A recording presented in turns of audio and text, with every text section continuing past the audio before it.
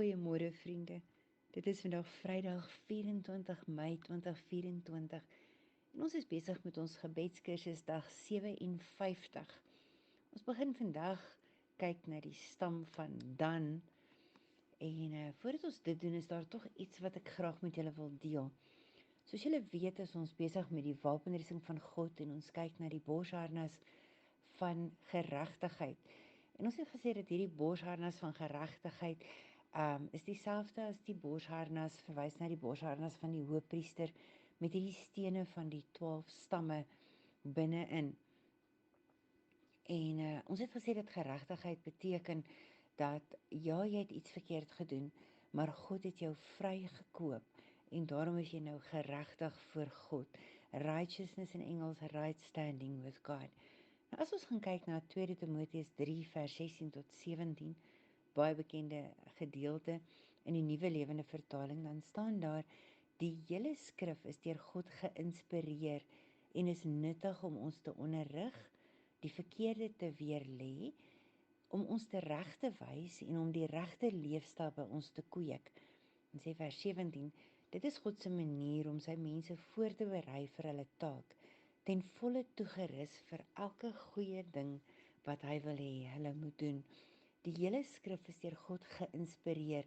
Die Griek sê God breathed. Met ander woorde, God het dit in ons ingeblaas. En dan sê hy, dit is nuttig om ons te onderrig, die verkeerde te weerlê en om ons te reg te wys en om die regte leefstyl by ons te kweek.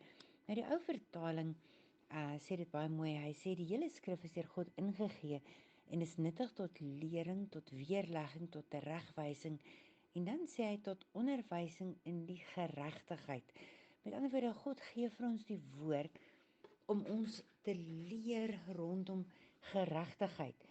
En terwyl ons fokus op hierdie borsharnas van geregtigheid, het ek gedink dit is net gepas om te kyk na hierdie teks en te besef dat God gee vir ons die hele skrif om ons te leer van geregtigheid.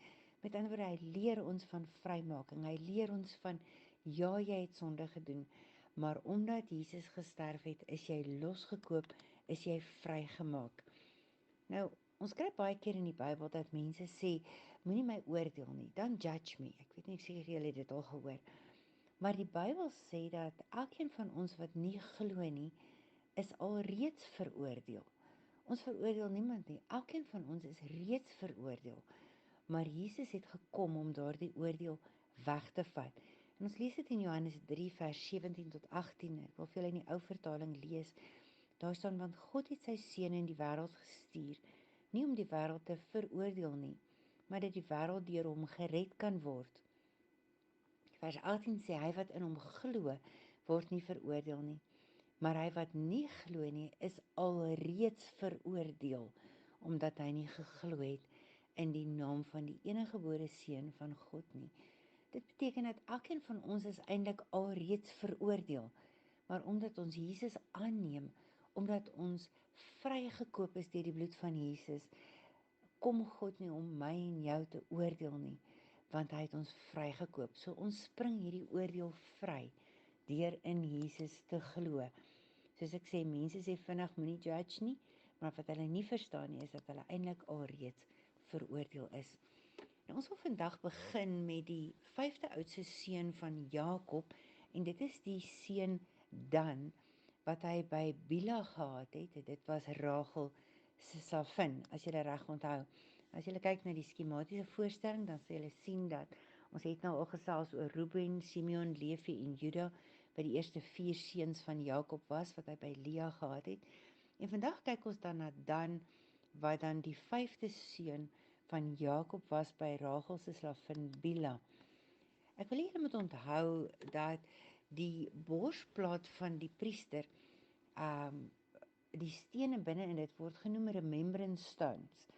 Want ek wil vir julle lees wat sê, wat staan hier, hy sê, the stones on the breastplate were called remembrance stones, because they represented the children of Israel, who were carried before God on the high priest's 2 shoulders, as a remembrance of bearing the burden of their sins.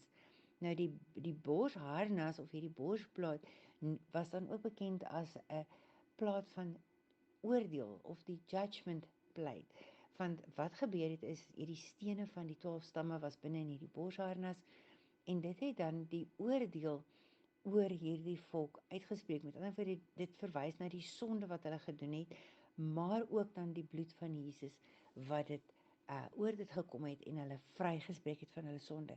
So die borsharnas reflekteer dit wat jy verkeerd gedoen het, maar ook die vrymaking van daardie sonde. En dit is wat so wonderlik is.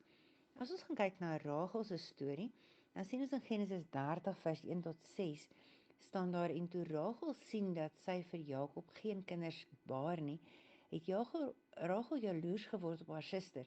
Dis nou op Lea, want onthou, Lea het nou ook al 4 seuns gehad, né? En sy het aan Jakob gesê, gee vir my kinders, of anders sterf ek. So ons sien hier, Rachel raak nou jaloers, Lea het nou al 4 seuns, en Rachel het nog geen kinders nie.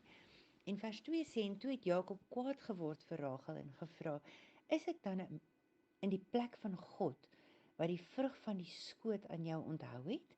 En sy antwoord, daar is my slavin Bila, gaan by haar in, dat sy op my knie kan baar, en ek ook uit haar gebou kan word. En daarop het sy aan hom haar slavin Bila as vrou gegee, en Jakob het by haar ingegaan. En Bila het swanger geword en vir Jakob 'n seun gebaar. En toe sê Rachel, God het aan my reg verskaf, en my ook verhoor, en my 'n seun gegee, en daarom het sy hom Dan genoem. Ons sien hier die geboorte van Dan, die 5de seun van Jakob, het nie sonder drama gebeur nie. Rachel word jaloers op haar suster Lea, en omdat God nie vir Rachel kinders gegee het op daardie stadium nie, sê sy toe vir Jakob, vat my slavin Bila, en dan slaap jy saam met haar, en as sy dan vir jou 'n seun gee, dan sal ek daardie seun vat asof dit myne is. En ons sien dan in vers 6 toe God dit wel gedoen het, en Bila gee toe geboorte aan hierdie eerste seun. Toe noem Rachel hom Dan, en Dan beteken God het aan my reg verskaf. Nou ons sien hier alreeds die eerste tekens van die regstelsel van God. Hierdie is 'n wettiese term, 'n regterm wat gebruik word. God het aan my reg verskaf. Met ander woorde, Rachel sê God het my gehoor, God het my saak verhoor, en hy het vir my 'n seun gegee. Hy het reg verskaf, hy het 'n uitspraak gegee, en daarom noem sy hierdie stam, hierdie seun van haar Dan, waaruit hierdie stam gekom het. As jy gaan kyk na die nuwe lewende vertaling, dan sê hy, Rachel het hom Dan genoem, want het sy gesê, God het in my guns uitspraak gelewer. Hy het my versoek gehoor en vir my 'n seun gegee. So hier begin ons al reeds ietsie leer van Dan, wat dan later die stam van Dan geword het. En ons sien dat sy naam verwys na 'n regspraak wat God gelewer het. Hy het dan nou dit gedoen. As ons nou gaan kyk na die Classic Amplifier, dan sê hy, hy sê, and Rachel said, God has judged and vindicated me, and he has heard my plea and has given me a son. So she named him Dan, wat beteken dan nou judged. Met ander woorde, hier sien ons alreeds hierdie gedeelte. As ons gaan kyk na die vlag van dan sal ons sien dat daar is 'n blou agtergrond wat verwys na die safier, wat dan nou die steen is van Dan, wat in die borsharnas was.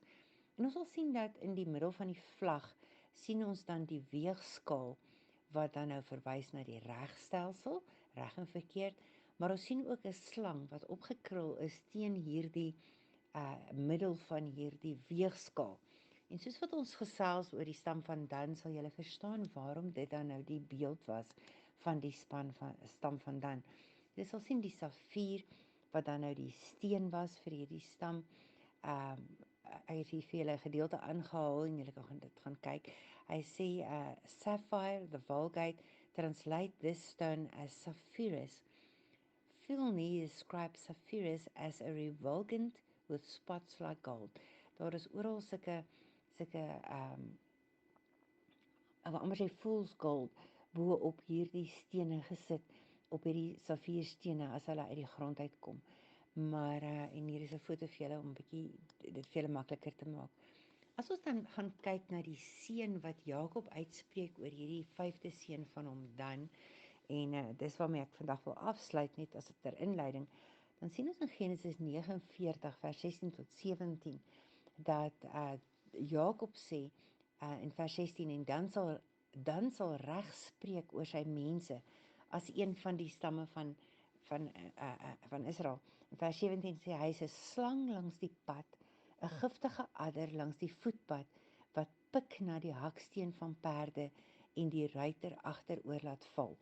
So ons sien hier in Genesis 49 dat Jakob spreek die seun oor Dan uit en hy sê dan sal reg spreek. Met ander woorde, dan sal die regters wees. Hulle sal die wees wat reg spreek oor sy mense as een van die stamme van Israel. Maar ons sien ook hy sê dat daar is 'n slang langs die pad, 'n giftige adder.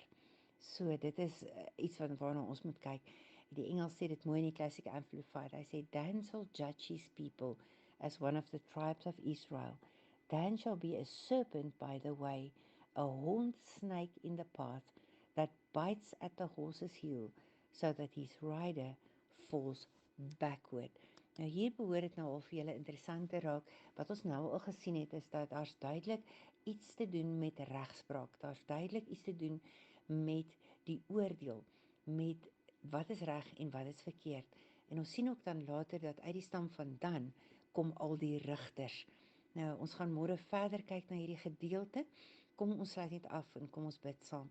Here, baie dankie dat U vandag weer vir ons iets nuuts leer uit U woord uit. Ons bid dat U hierdie gedeelte wat ons doen rondom Dan vir ons sal oopbreek en dat die Heilige Gees in ons harte sal spreek, sodat ons verstaan presies wat U vir ons wil leer. Ons bid dit in die naam van Jesus en ons loof U daarvoor. Amen.